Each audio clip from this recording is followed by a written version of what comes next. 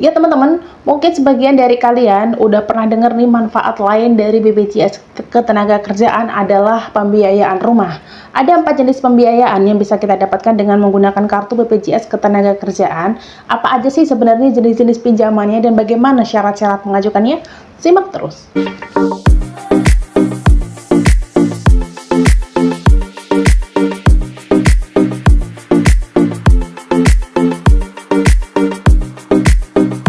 Assalamualaikum warahmatullahi wabarakatuh. Selamat datang kembali di Arimbi Channel. Masih bersama aku tentunya Mutiara Arimbi. Selamat datang buat teman-teman yang belum pernah bergabung dan yang baru bergabung di channel ini. Di mana channel ini kita akan mengupas tuntas tentang kredit, pinjaman, pembiayaan. Seperti pembiayaan yang bakal kita bahas kali ini adalah pembiayaan lain dari BPJS Ketenagakerjaan, yaitu pembiayaan rumah.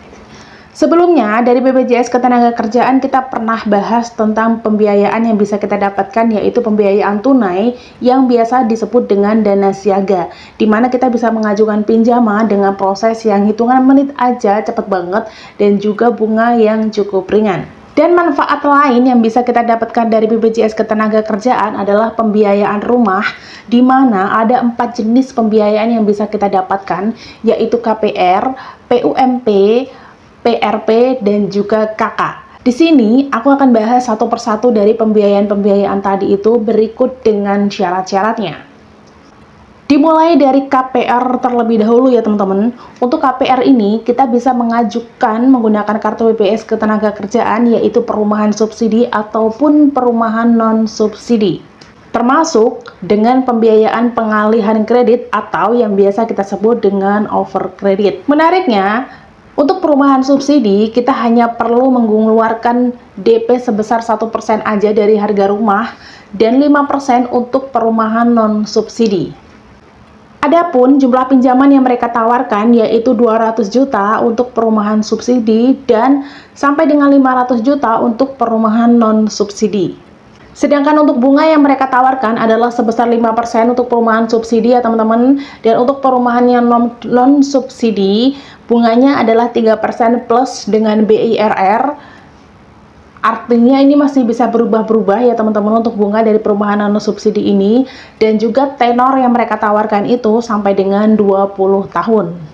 Dan pembiayaan selanjutnya adalah PRP, yaitu pembiayaan renovasi rumah. Jadi dengan BPJS ini teman-teman, selain kita bisa mengajukan untuk kredit rumah, kita juga bisa mengajukan pinjaman untuk renovasi rumah. Adapun jumlah pinjaman yang BPJS tawarkan kepada kita itu sampai dengan 50 juta ya teman-teman, dengan bunga sebesar 3% plus BIRR, ditambah dengan masa pinjaman sampai dengan 10 tahun. Dan pembiayaan selanjutnya adalah PUMP, yaitu pembiayaan uang muka perumahan. Jadi bukan hanya untuk kredit dan renovasi aja, kita juga bisa mengajukan untuk DP-nya pun kita bisa dapatkan dari BPJS Ketenagakerjaan ini ya teman-teman. Dimana kita juga bisa mendapatkan maksimal pinjaman itu sampai dengan 50 juta dengan bunga yang sama, yaitu 3% plus BIRR. Dan masa pinjaman yang mereka tawarkan sampai dengan 15 tahun. Dan pembiayaan terakhir yang bisa kita dapatkan dari BPJS Ketenagakerjaan adalah KK atau kredit konstruksi, di mana di sini kita bisa mengajukan pinjaman sampai dengan 80% dari RAB dengan bunga sebesar 4% plus BIRR, dan masa pinjaman yang mereka tawarkan pun sampai dengan 5 tahun.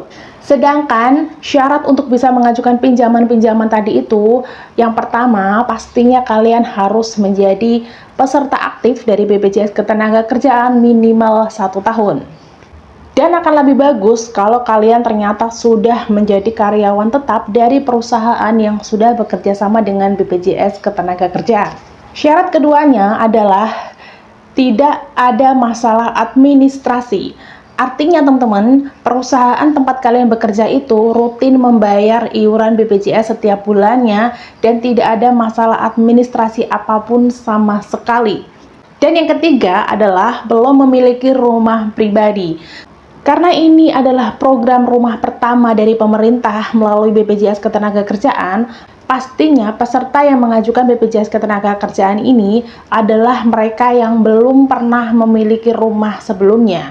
Jadi kalau ternyata kalian sudah memiliki rumah atas nama kalian, kalian tidak bisa mengajukan ulang meskipun kalian adalah peserta aktif dari BPJS Ketenagakerjaan. Dan persyaratan keempatnya adalah memiliki riwayat kredit yang baik.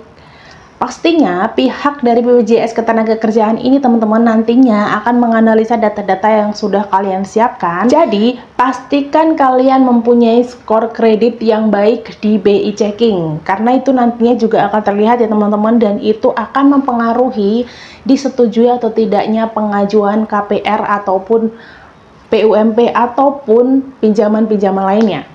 Dan syarat terakhirnya, ini khusus untuk pembiayaan renovasi rumah atau PRP ya teman-teman. Kita harus menyiapkan dokumen-dokumen resmi dari rumah tersebut. Semua dokumen-dokumen yang berhubungan dengan rumah yang akan kalian ajukan pinjaman tersebut. Dan itulah jenis-jenis pembiayaan yang bisa kita dapatkan dari BPJS Ketenagakerjaan berikut dengan syarat-syaratnya ya. Tapi karena memang ini adalah pembiayaan dari BPJS Ketenagakerjaan, kita tidak bisa mengajukan pinjaman kalau kita bukan peserta BPJS Ketenagakerjaan. Sedangkan untuk cara pengajuan dan juga proses pengajuannya, karena ini lumayan panjang ya teman-teman, aku bakalan kasih di video selanjutnya. Dan sampai di sini aja video aku kali ini. Semoga video tentang BPJS Ketenagakerjaan tadi bermanfaat ya, khususnya buat teman-teman yang sedang mengajukan rumah atau belum memiliki rumah. Alangkah lebih baik kalau kalian menggunakan manfaat lain dari BPJS ini. Dan semoga prosesnya dipermudah dan mimpi kalian untuk mempunyai rumah itu bisa segera terwujud ya teman-teman. Dan sampai ketemu lagi di video aku selanjutnya. Wassalamualaikum warahmatullahi wabarakatuh.